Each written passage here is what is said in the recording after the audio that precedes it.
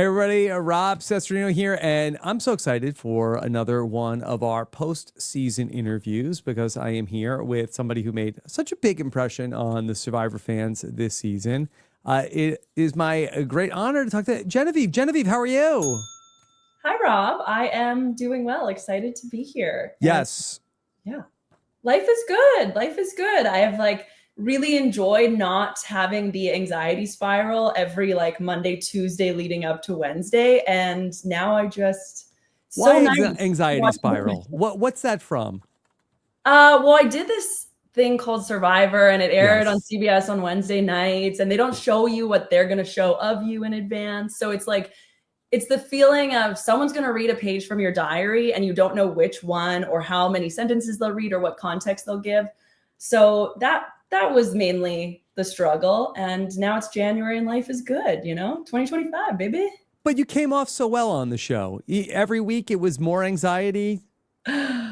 Every week it was the same anxiety. Like, people have asked me, what was it like? Was I so heartbroken the first few episodes to not be shown? And I really thrived as the purple princess. That is where I feel most You like that the comfortable. best. Yeah. Yes, yeah, because I know what I did, but I can intellectually understand that there is the experience of Survivor, which was for me, and there is the show Survivor, which is for all of us, and I don't get to control that.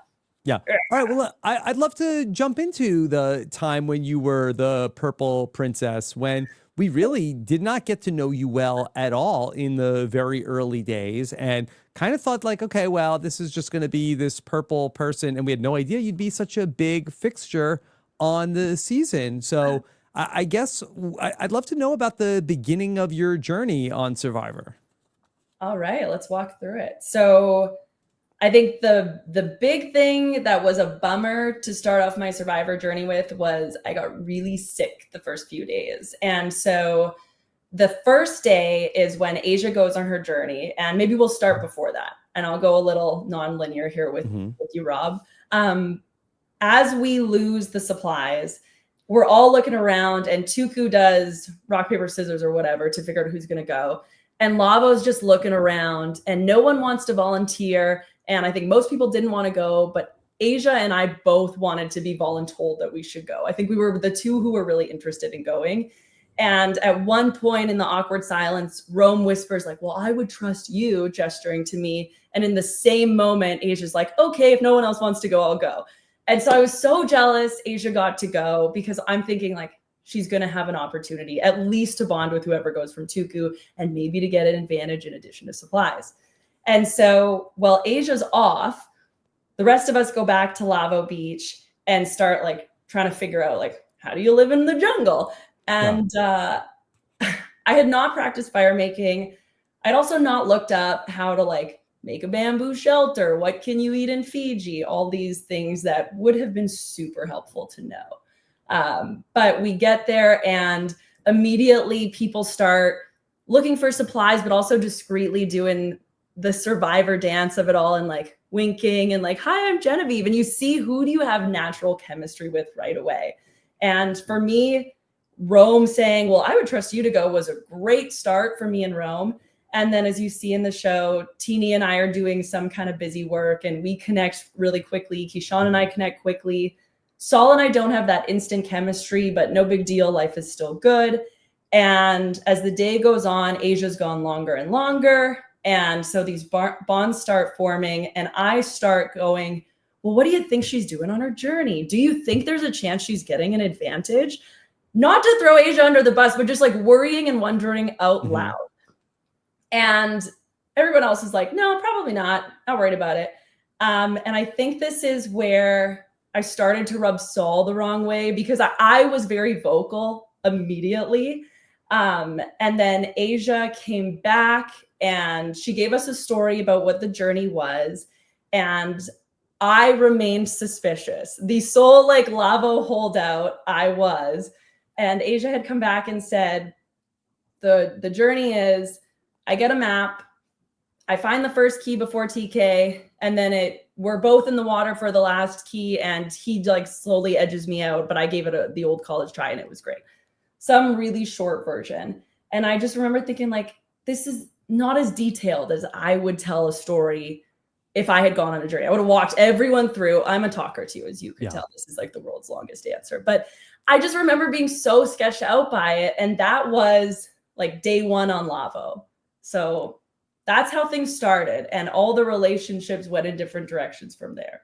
Okay. So ultimately, and tell me if I'm missing anything in between that point and the point where Aysha goes home. In the show, it's really presented as, okay, should it be Aysha or should it be Sol? We know Rome has the advantage, and there's some talk about maybe, okay, maybe we should put the votes on Genevieve from their perspective. And the show really presents it as Kishan and Teeny are kind of in the middle between you and Rome are on one side, Sol and Aysha are on the other side. From your perspective, is that how things actually were? Yes-ish. Yes-ish. So I would say it was pretty clear that it was a 2-2-2 dynamic on Lavo from my perspective, because what also happened that wasn't shown is a sort of day two, the 2-2-2s form. And you can tell Aysha and Sol have incredible chemistry. They get along so well. Teeny and Kishan and I had good chemistry. I also had good chemistry with Rome, but Teeny and Kishan were closer with each other. I didn't know that, but I feared it. And so one of the things that confirmed this for me and sort of put me, or made me realize I was on the back foot, was Rome had found his idol. And I wake up to Teeny telling me, hey, wake up. Rome's going to come and tell you he found an idol. He busted me showing it to Kishan. I'm not supposed to tell you yet because he wants to tell you. So act surprised, and all this has happened while I'm sleeping. And all I can think is, shoot, Rome had an idol and he showed it to Teeny, not me. Teeny had a chance to show it someone, and they showed it to Kishan. And now I am the fourth person finding out, which means I wasn't Rome's number one and I'm not Teeny's number one. And that is a very scary feeling, especially when I'm not having these magical clicks with Aysha and Sol the same way Teeny and Kishan are. So that is all happening to make me feel insecure. And one of the things Teeny had said to me, because I was also saying to Teeny, you know, I'm having a hard time clicking with Sol and Aysha. And Teeny had said, well, why don't you try and get to know Sol better? That was Teeny's specific advice. And so one night when I couldn't sleep, I think it was night 2, and Sol also was up, I said, hey, you know, do you think there's any chance we can work together? Recognizing by now, like Rome and Sol have had multiple fights, even though we're like 48 hours into this game. And everyone knows I get along well with Rome, maybe the only one. So I'm kind of guilty by association. And I say to Sol, like, notwithstanding we're on opposite sides, do you think we could do something reminiscent of Australian Survivor where like we feed each other information, low key keep each other safe? People won't be suspicious of that because we don't have this natural chemistry, but we can still have a really great professional working relationship. And I was hopeful that that might be a thing because he was really receptive to it in the moment. And we waddle back up, you know, to the shelter, and I'm laying there and it's probably not even been 10 minutes. And I hear Sol go, Kishan, Kishan. And I just like listen as he outs this plan. And then I wake up the next morning and Kishan also tells me he's out of this plan. So to Kishan's credit, Kishan was really great at relaying information and always made me feel like I was still in with him. But it was a mess. Lavo was a huge mess. And Rome thought he was solid with Teeny, Kishan, and myself. I think Aysha and Sol felt like they were solid with Teeny and Kishan. And I felt like I was solid with no one. So going into that first vote, Kishan was telling me everything. Teeny was being really cagey with what information Sol and Aysha were giving to Teeny. And I was so nervous that I like brought my shot in the dark in my bra in the voting booth. And I almost played it that night because everyone was making me so nervous. And I'm just like a nervous person in general. Well, so that's where we really did not see what you were up to for those first 7 days of the game. But then that next day, because I think it's one day in between when Aysha gets voted out and then when Kishan gets voted out, that's really when, and I don't know if the editors tried to do this because it becomes such a big moment for you, really your game begins when Kishan goes home. And you had to make this decision where, you know, there's, this plan that they're talking about of potentially blindsiding Rome. But your name came up in the fake plan. and that was not something that you wanted to hear about Kashawn. Yeah, I think I was less motivated by my name coming up as I was by the fact that this vote was going to weaken my position. Like Keyshawn says it, and you hear it in the episode, that getting rid of Rome will leave me more vulnerable. Yeah. And my concern was Rome at this point has less of a connection with Teeny because Teeny burned that bridge by showing Keyshawn the idol. So now I am Rome's number one, and he has this wonderful ability to find things.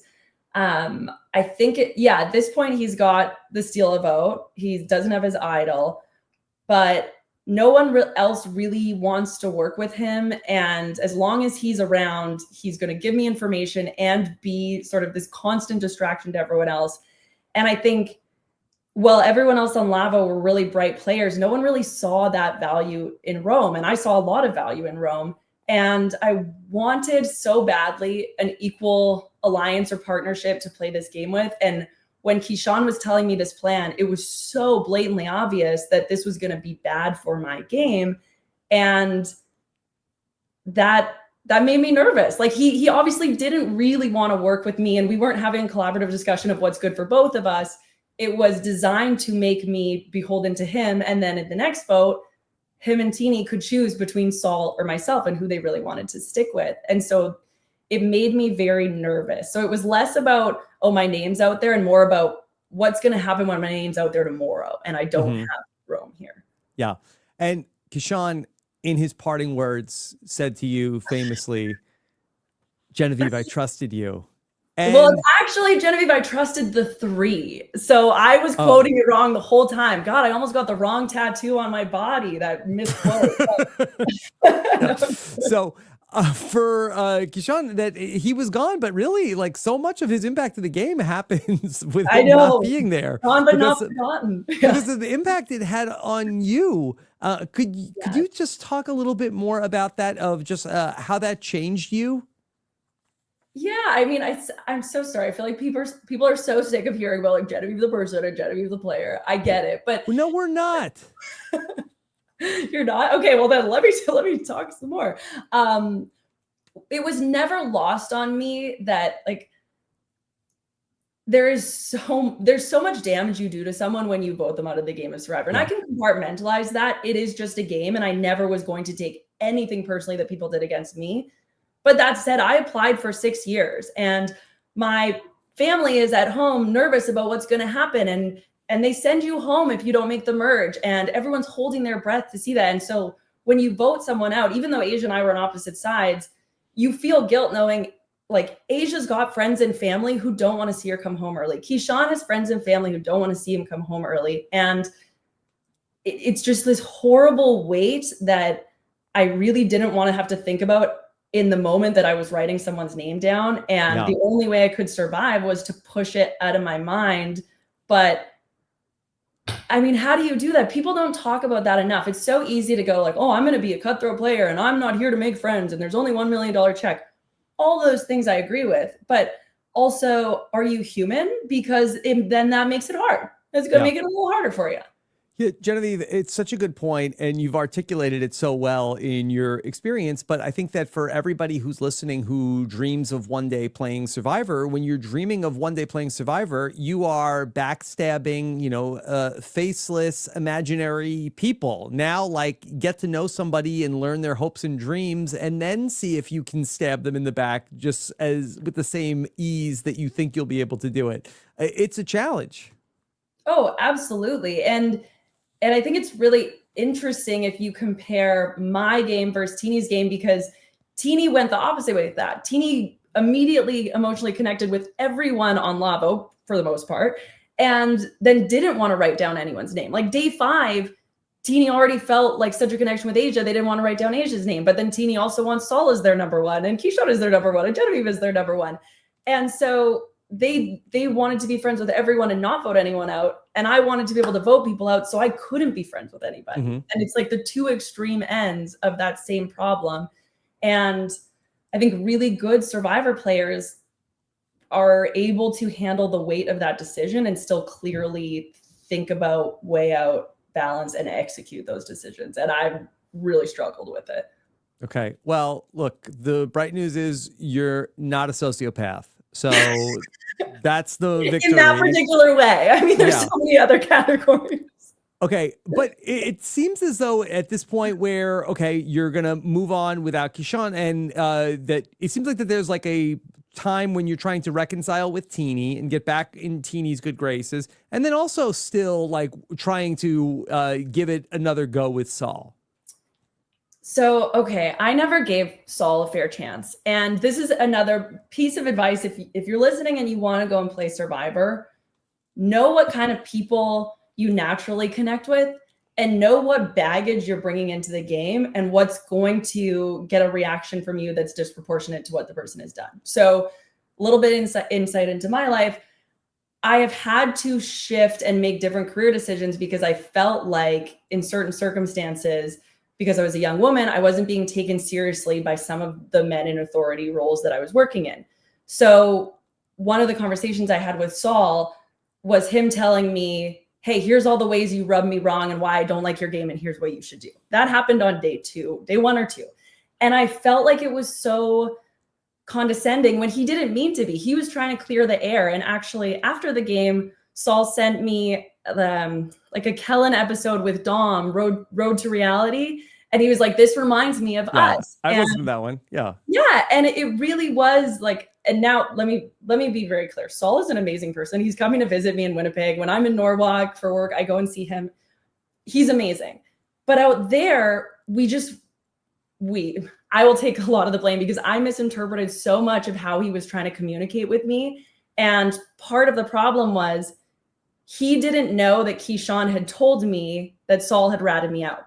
So then Sol and I continued to have multiple discussions where Sol would say, yeah, I really am so into your plan of playing from opposite sides.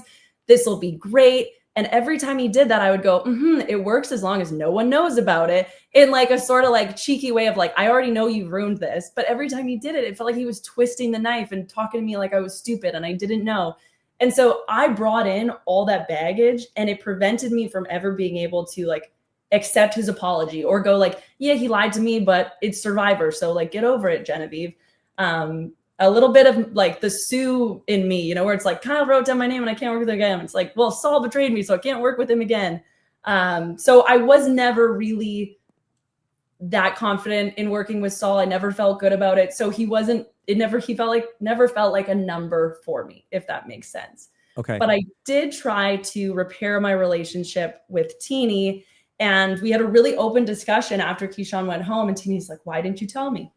And I said, well, it's hard because you were so genuinely conflicted with the Aysha vote, whether it was going to be Aysha or Sol. But because you were conflicted, I could see that, I could feel it. And it made me feel insecure in my position. And hey, I know Sol told you some of this information that you didn't come back and tell me, which also when Keyshawn's telling it to me, it's great for me, but you're withholding it. And so now I question, who are you really with? And I think I said we had, again, a great open dialogue throughout the whole game. They showed Teeny and I having a lot of explosive moments. We had a lot of like really honest, great sort of relationship building moments as well. But I said to Teeny, it feels like you want me to be in a committed relationship with you, but you want to be able to play the field. And that's not going to work for me. That's not an equal partnership. Again, like Keyshawn didn't really want to have an equal partnership with me. Teeny didn't really, Rome didn't. So yeah. Fast forward and I eventually find Sam, but it's just like heartbreak along the way as no one wants to. You're looking for a number one. Yeah, exactly. At the merge, Rome's name is coming up. Were you compelled at all to really go to bat for Rome to try to reverse course for him? No, honestly, I wasn't. At this point, it had taken a lot of maintenance to juggle that relationship amongst the other relationships I was trying to manage. Yeah. And when I was at the merge feast, a couple important things happened. So the group of us who was there were talking about, well, who's the vote going to be? And Rome has already rubbed some people the wrong way at this point. So his name gets thrown out. And I did not want to draw any attention to myself. I had just not competed in the challenge and had the like bonding mud moments with everyone. So I just sort of sat there and took it all in. A few other interesting things that happen, or the one big thing that stuck with me that becomes relevant later, is when people were tossing names out, everyone already assumed Caroline and Sue were a duo, but someone had tossed out Gabe, and Sue had a really quick, big reaction to it. And I remember thinking, okay, she's closer to Gabe than she shows. And I didn't want to do that with Rome because we were already assumed to be a duo. And I think if I would have tried to save him then, and he's asked me since, you know, why didn't you give me a heads up? I could play my shot in the dark. We were working together. I was with you. But if I would have given him a heads up and he played his shot in the dark, everyone would have known it was me.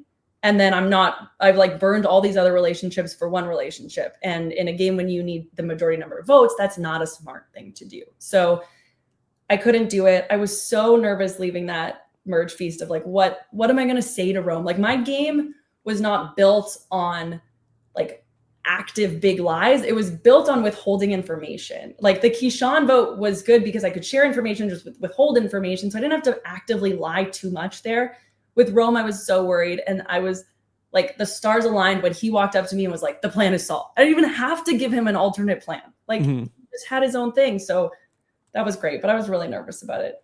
Genevieve, you found the advantage during the big scramble. Did that change the way that people perceived you? I remember at the time remembering that there was that iconic scene. Everybody is in the mud, and you're the one person in your clean clothes sitting there. And I really felt like that people are going to look at you as other, of that, like, oh, she's this person who is like, her threat level is going to be a lot higher, that she's different than the rest of us.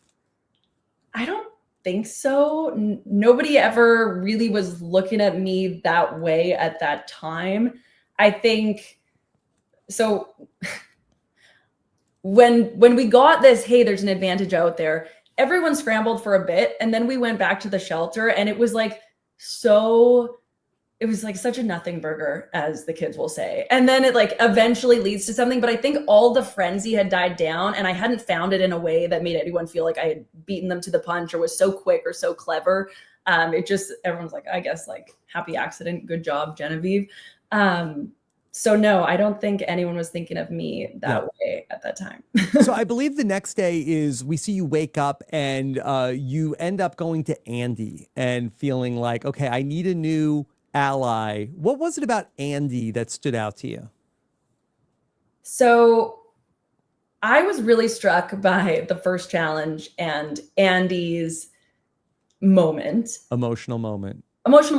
Not in a bad way. In fact, it had the opposite effect of me, because I'm like, that could be me. That is something I would do. And so that is someone I instantly feel like this compassion for. And what I will say in that moment, I don't think Andy was like in his own head when he's saying, you know, they don't cheer for me with the coconut. Like, that moment was longer than you see on TV. And it took I remember thinking, why is no one in his tribe like comforting him? Like, he's been going on for a minute and no one has like turned to help him. I wanted to like walk off my mat and go and hug him and be like, dude, take a breath. It's okay. Like, so I don't think he was totally in his head about that. I think some of that dynamic was real and he was feeling it. And so when we got to merge, one, I already felt like this bond with him that I like couldn't explain. And then was like, hopefully it's still real, that dynamic, and he is on the outs, because that's how I felt at Lavo. And if we can link up, we'll be a really capable force, I think. But it only took about a day for me to then give a confessional saying, I don't think I can work with Andy. So I had all these high hopes on what that relationship could be. And then, well, what was it about Andy that you felt like that the style was not a match? Well, he had told me that I could be his number one. And then I heard he said that to so many other people, which if you go and play Survivor, you can have multiple number ones, just like use slightly different language with all of them so they can't match it up. And he just, you kind of see it at the Rib Reward when Sierra calls him out. Like, he just moved in a way that brought a lot of attention to himself in a way that wasn't going to be as helpful as Rome did. And if I find them to be honestly kind of similar players. Rome is very predictable and consistent in his chaos. Like, what you don't see at the Keyshawn tribe is Rome gets up and whispers in Keyshawn's ear. And I'm just like, oh no, something is going wrong. And then he comes over to me and whispers in my ear and goes, don't worry, the plan is still the plan. I'm just messing with him. And I'm like, okay, that's definitely not something I would do, but appreciate the check-in, go sit down. Later, and I'm jumping out of order here, but at the Salvo, there's all this frenzy and Andy's in the mix of it. And instead of Andy coming up and telling me we're still good, Gabe comes up to me and says, we can't work with Andy again. And so like they're different breeds of chaos, and chaos itself is not a bad thing, but certain brands of chaos are easier to work with than others. And Andy was a brand that made me really, really nervous. Okay. So this is when we get where Rachel goes off with all of Tuku, and you get to go on the reward with Andy and Sam, and Sierra, Sol, and Teeny, and when Sol is going to find the reward. But the idea that's being talked about and thrown about is, okay, yellow and red are going to be the alliance, that it's going to be Lavo and Gata, and we're going to team up against Tuku. But you didn't love this idea. I didn't love this idea, I guess is Why what not? I down to you. Because everyone at Merge felt like open for business, but I had history and I had been sort of rejected for business by Sol. And so for me, I'd rather play with question marks who I think I can sway than someone who I have a track record with that hasn't worked. And yes, you might be thinking, oh, but didn't Sol work for you on the Keyshawn vote? He worked with us, but what really was his alternative? What was he going to do? Rome had to steal a vote. And so I was always more worried about sort of the Sol of it all. And I wanted to deal with that as soon as I could. I knew it wasn't in that moment, but there was no like red. There was no Lavo. The Lavo 3 was not a thing to me. I never felt like it was. So yeah, red and yellow wasn't going to be a beautiful combo. Okay, so Sol gets the advantage to save Rachel. Did you suss out that it was Sol who made that move as you were sitting on the jury bench? I was not 100% confident it was Sol. I wouldn't go so far as to like accuse him, but or you thought it was Gata? Pardon me? You thought it was Sam or Sierra? The people I thought it was most likely to be were Andy or Sol. Got it. Which I guess is indicative of those are the people I trusted the least. Mm-hmm.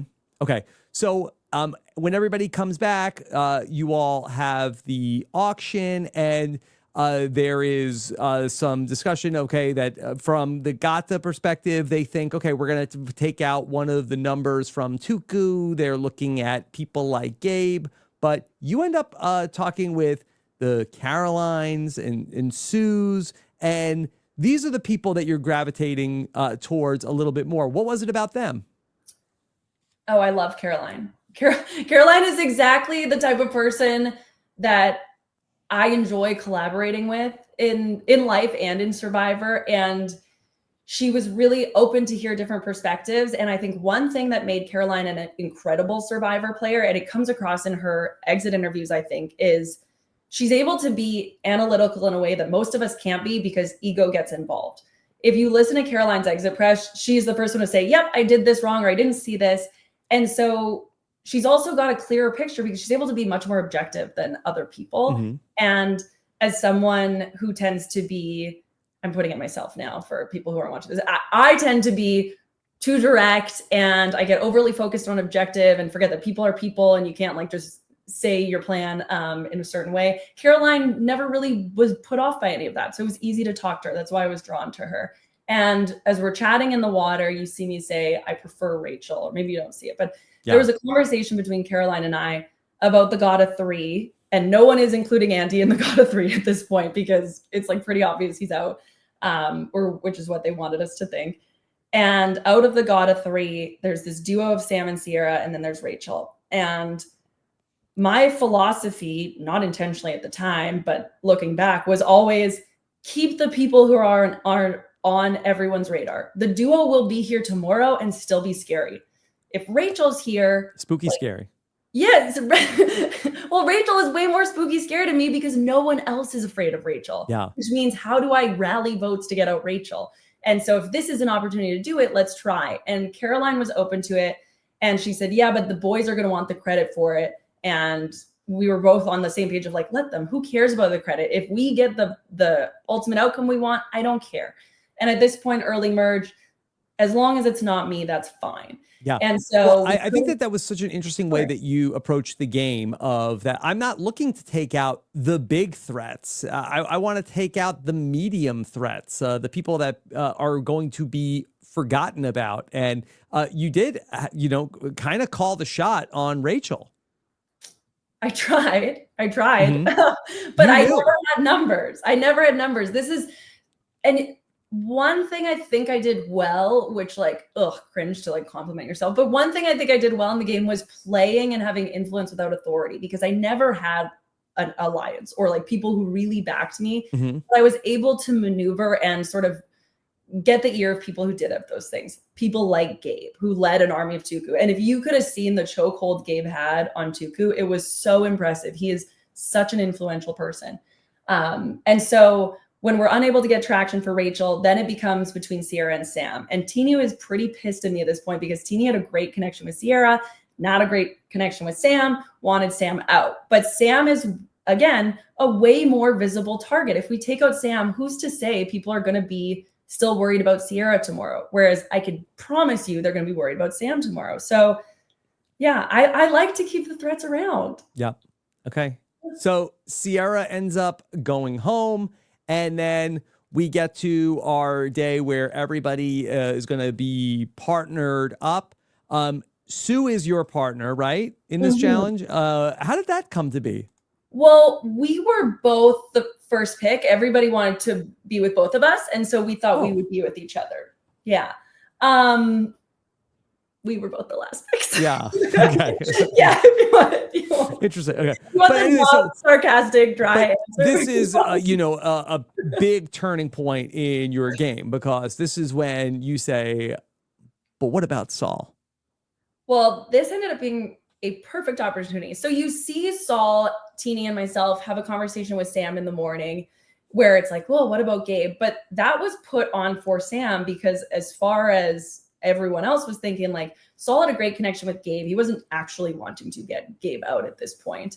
But I had planted that mental flag of Sue's reaction at the merge feast. And so when we're sitting there alone, I thought this was a great opportunity. I can talk to Sue. If I just go up to Gabe and say this out of nowhere, I don't really have that good a relationship with him. He's developed a great relationship with Sol. It's not going to seem authentic, because it's not. And he's going to pick up on that. And I don't have the goodwill to carry this lie forward with Gabe. But Sue does. And Sue obviously has some kind of deeper relationship with Gabe than I can see. So what if I do it under the guise of, hey, Sue, I feel close with you. I just want to give you a heads up. Like, we don't have to do this, but maybe. And, I like Gabe and this and that, what you see in the episode. And then when I approach Gabe, I do it of like, listen, I'm not trying to cause a problem, but Sue told me that I should give you this heads up. And then you see the conversation, I think, at the well or whatever. And I thought it was going to be so cut and dry. And that stupid journey really screwed me over, because Caroline was the number we needed. So had Caroline not lost her vote, Andy and Rachel would not have been brought in on that. And it would have gone off smoothly, because she is not a chaotic player. She is very tactical, and that would have been great. But she's the one who topples the Tower of Cards or Jenga game, whatever. And then we had to tell Andy. Yeah. And then Caroline or someone had suggested, let's make Andy feel like he's got some agency. Let him decide if he wants to bring in Rachel. Sure. What about Sam? I don't know if Sam's close with Lavo. So thus the mess. Yeah. It was almost like you were building this perfect Jenga tower. and Andy just pulled out the piece that I needed. Yeah. Looking back at it, though, based on how everything went down, how do you think you would have done anything different if you could have? And there may be no right answer. Specifically, or the whole game? No, on this vote, because it ends up really then you have such a big target on your back after this all goes sideways. Yeah, I wasn't really worried about the big target, honestly, because I was still a party of one. And Mhm. people aren't that worried about parties of one, no matter how big your target was. It's the same reason we didn't go for Sam immediately after Sierra was gone, because what's one person going to do? Mhm. But you get so much credit for the Sol. Oh, that was Genevieve did that. Genevieve did the Sol. She is Yes. responsible for the Sol vote. And the next vote is really like you are feeling the heat, at least from us watching the TV show, when it seems like that you're thinking, especially when your shot in the dark is gone, that you might be the one to go home. Is that maybe played up a little bit more for the show? So I knew where the majority, I had been told where the majority of votes were going at the Gabe tribal. A big part of the fight that Teeny and I had after the Sol vote was Teeny being upset that they'd gone around at tribal council and Gabe was still lying to them. And when Teeny came and sat by me, you don't see this, but I basically say like, yes, sorry, I'll explain it all later, but this is what's happening. And as Teeny and I are arguing loudly behind the shelter, thinking no one can hear us, one of the things Teeny says is like, look at Gabe over there holding court in the hammock. I swear he's got to go tomorrow. And I was just like, yeah, absolutely. And just hoping that the rage was a bit bigger for Gabe than me, because Teeny was in that sort of swing position, same as Caroline, who was open to make a move. There were a few people who could have tipped it either way, and Teeny saved me multiple times. So that was great. But I knew where the majority of votes were going, but I had given, so sorry, Rob, this is rambly, but I had given a confessional at some point in the game, and it's exactly how I feel. Is like, I'm slightly narcissistic, obviously, because I applied to be on reality TV. Yeah. And I'm like deeply insecure. So at every tribal council, all I can think is it's all about me and everyone hates me and no one wants me here. So I'm going home. Even at the Sam and Sierra one, like there is a part of my mind that just thinks that way and I can't help it. Because that was the tribal council. You gave so many facial expressions of like, and it was raining and you had your glasses on and it's like, it's me. It's not me. Well, I'm safe. Okay. I made it. I made it. Can you believe it? You should always think it could be you. Like at least from my perspective, you should always think it could be you. That doesn't mean you need to act like it's going to be you. That doesn't mean you need to do anything crazy. But if you are at tribal council and you're not wearing a necklace, you should always be prepared, a little part of you, that it's you that night. Okay. All right. So now Gabe is gone. And now, okay, a big threat in the game is gone from the Tukus. But unfortunately, you're left out of like this new group of 5 that comes together. The underdogs, the majority. The underdogs. Yeah. The underdog majority. Yep. And they leave you out of it. Yes, I was also left out of the Women's Alliance too. Oh my God, maybe everybody does hate me. Yeah, what's up with that? Hey, listen, being a threat party of one is not a bad spot to be if you can survive. So are you worried yet? Are you feeling like that? You said, okay, being the threat doesn't bother me, but now you're not in the underdog majority. Oh, I was worried. You know that scene where Jeff's giving everybody their tribe names? I was worried then, and I never stopped being worried. So, but you just have to be prepared to be worried all the time, I think. Yes. But it does shape how you play for sure, because there's times where you are a driver, sometimes you're just trying to survive, sometimes you're just lucky to be passenger and get a view. And I was only driver or in drive mode when my back was against the wall. I never really figured out how to play with power. I only figured out how to get my back off the wall. Never forward. Yeah. So did you feel like your back was against the wall when Kyle went home? Not really. Because Kyle was going home.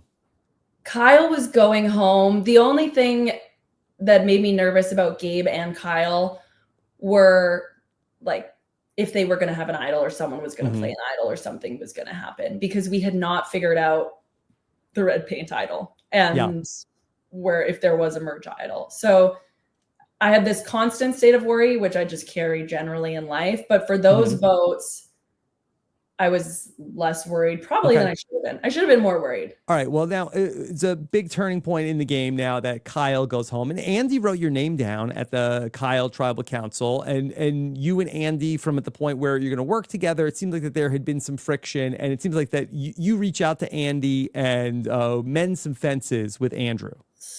Oh yeah. So here's another little piece of advice, everybody. Don't do what I do.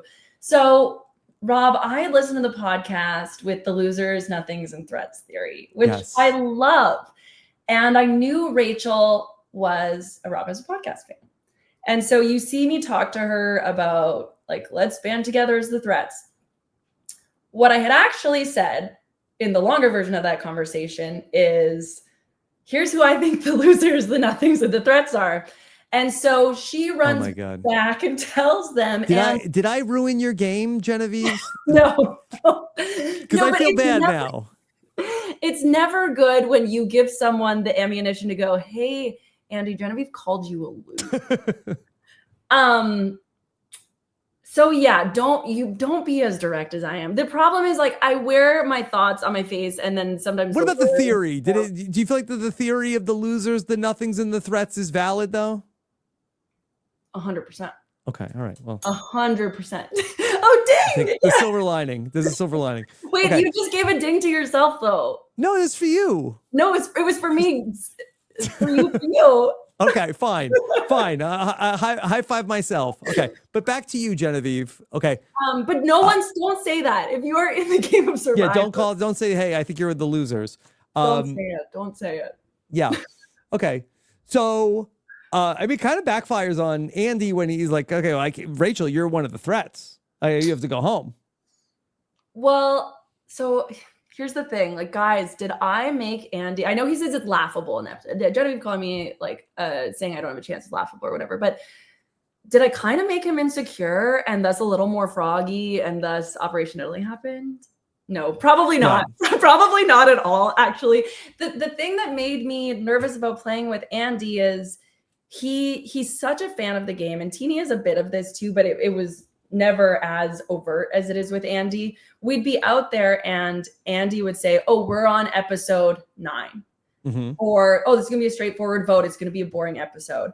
And I found that so jarring when we were out there. And it always made me question, like, are you here or do you have one foot on the couch of what people are going to see? And is that going to change your motivations? Because one of the things, the piece of advice is that Survivor players have heard time and time again is, well, people are always going to do what's in their best interest.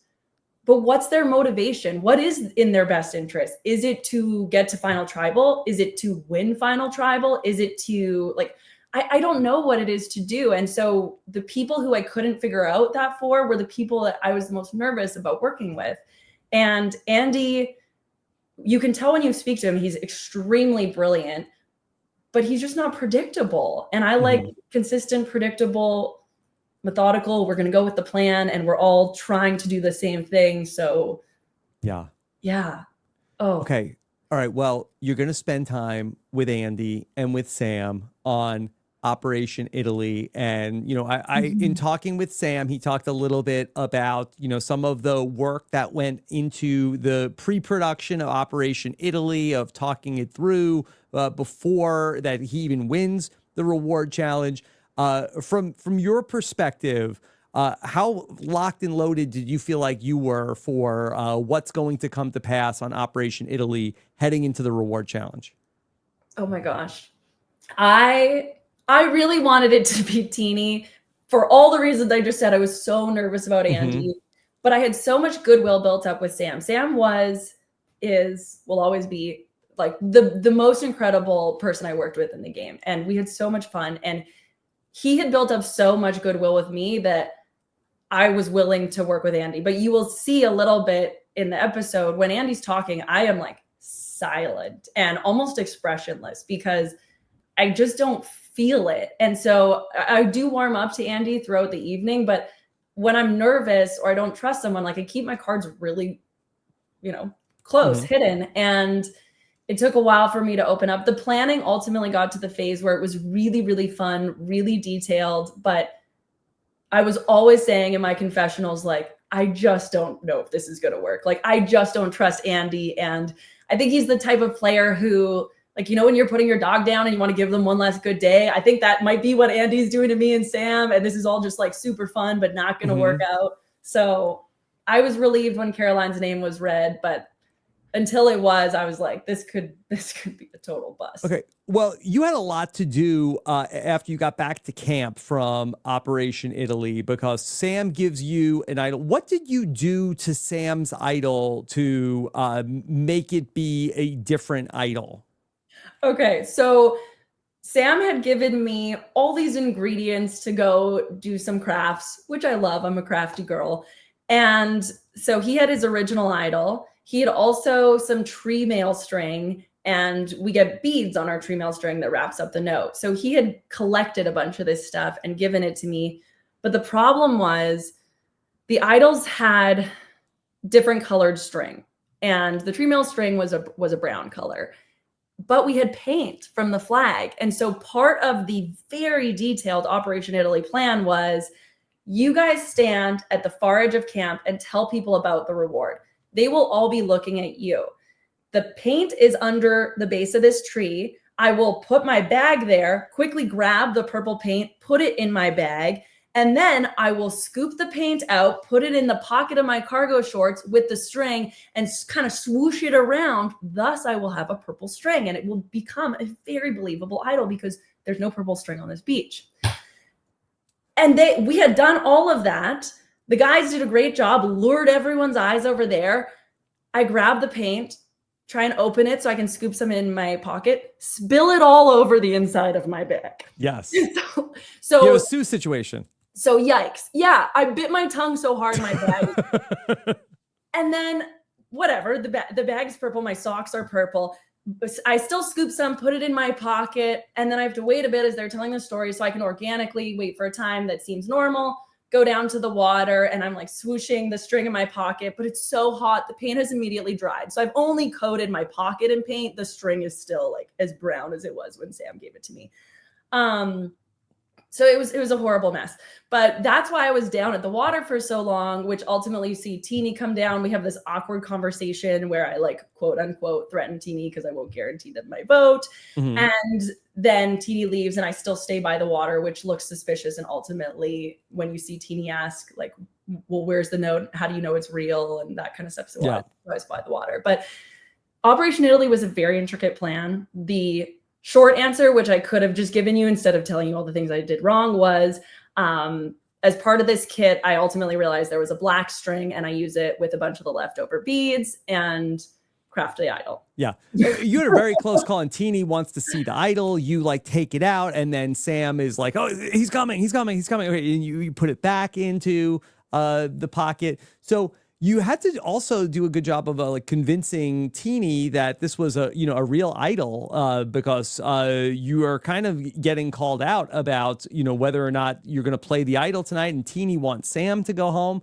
So Teeny wants you to burn your idol. So there's a lot of moving parts here for you.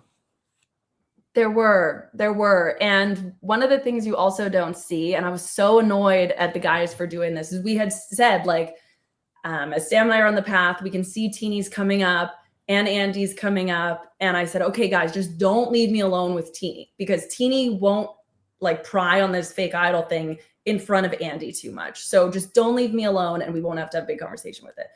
Teeny walks up, we do this, what you see on TV, Sam, and we start shuffling. But we do move down to a different spot on the path. And then Andy re-enters and the guys go, okay, we'll meet you guys back at camp. You guys go that way, we'll go this way, and do specifically what I had asked them not to do.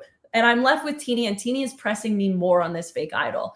And I feel so awful about this because it was like really manipulative in the moment. But Teeny and I had that like, are you threatening me fight? And so when Teeny's asking me more questions about the idol, I was like, yeah, we can talk about this more. But what I really want to talk about is our fight from earlier, because I'm really upset about it.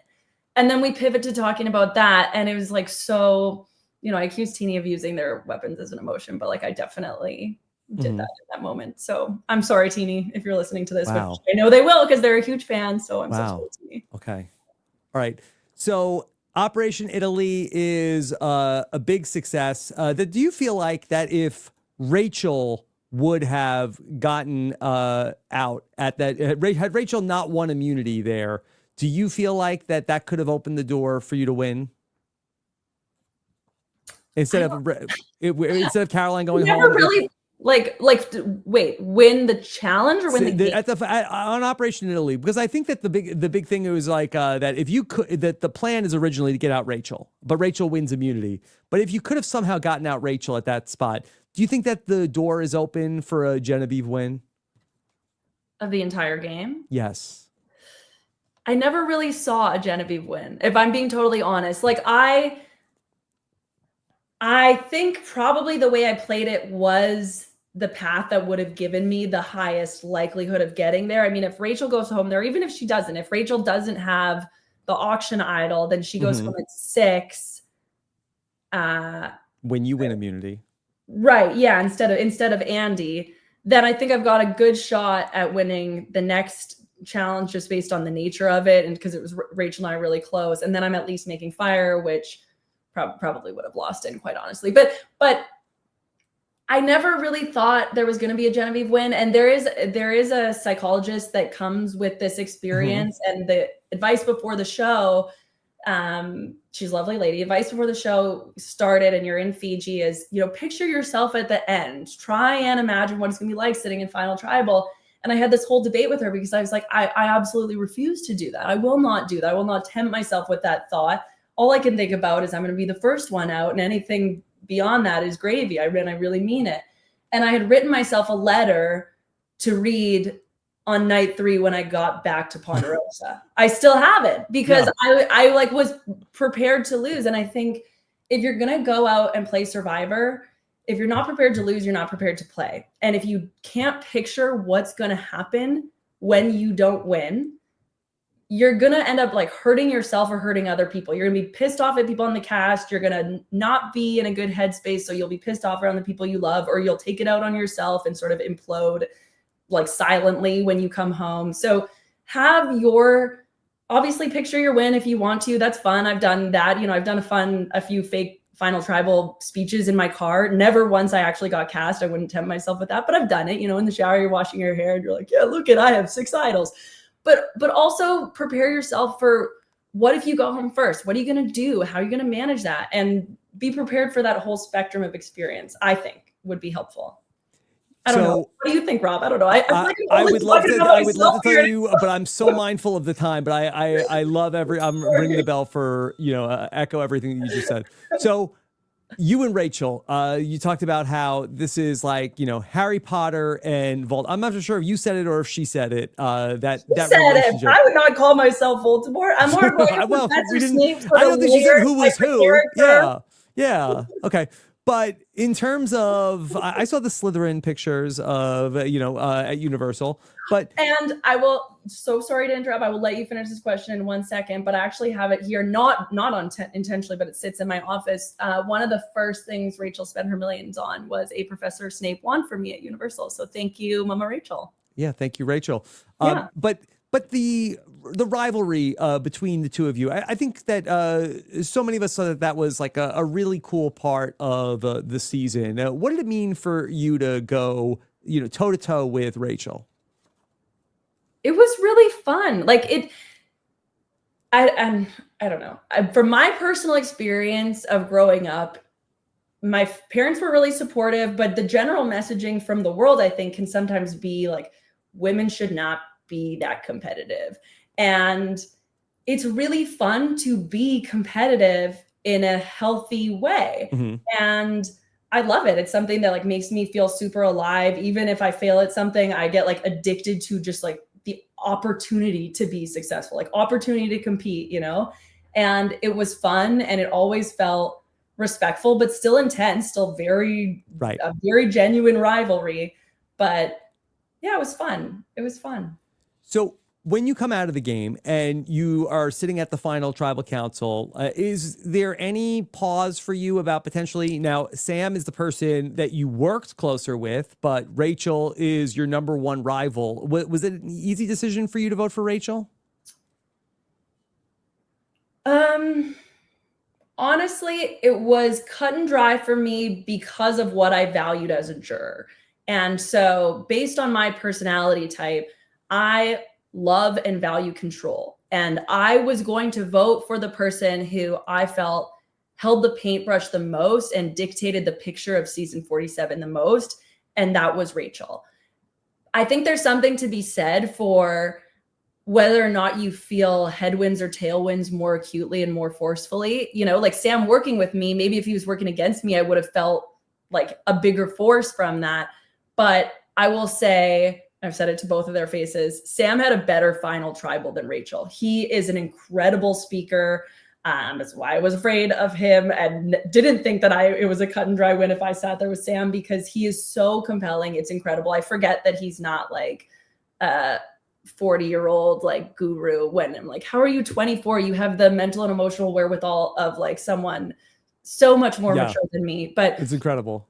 He is incredible. He is incredible. But Rachel's game was like undeniable from a control perspective, and that's what I valued. But that's what playing Survivor is about. And I think that's why it's so difficult to know what the jury is going to do, because everyone has their own like hidden rubric, and you think you can guess what Genevieve the juror is going to value. But so much of what you saw of me, if you're out there on Becca Beach at the merge, is not who Genevieve is. So how do you really know what's going to hit home for me, and vice versa with all the other jurors? So it's a bit of an art and not a science, and I much prefer science. If you and Sam could have somehow made it through the final 5 and gotten to the final 4, there's a secret scene where Sam says that he wants to take you out in fire making. Who do you think would win fire making between you and Sam, the two people who forgot to practice making the fire? Oh my gosh. Whoever they gave the lighter to first. No, but Sam ultimately won his, so he probably would have won. If I had been there, one of the things I've spoken about with Rachel is if I would have been in that situation, and let's say it's me, Rachel, Sam, and Teeny, and I win, I would have taken Rachel to try and undermine her. One, because she's amazing at fire, so why give her that moment? But also, I thought that was my best shot at winning, is carrying Rachel and being able to like undermine her game in that way. But no, I don't think I would have done well at any of that. Yeah. Genevieve, we have just a couple of minutes left in our time. One, could you show the people your Survivor 47 manicure in case they missed it during the, or at least hold your hands up while you tell us anything else you want people to know about your game? Does this work? So there's one hand that's Lavo, and there's one hand that's Becca, and I'm right-handed. So the Becca hand is very detailed. The Lavo hand is more of a mess, which you did it yourself. Perfectly is kind of on brand for the Lavo tribe. So yeah. Oh my gosh. Well, what else don't we know about Genevieve's game?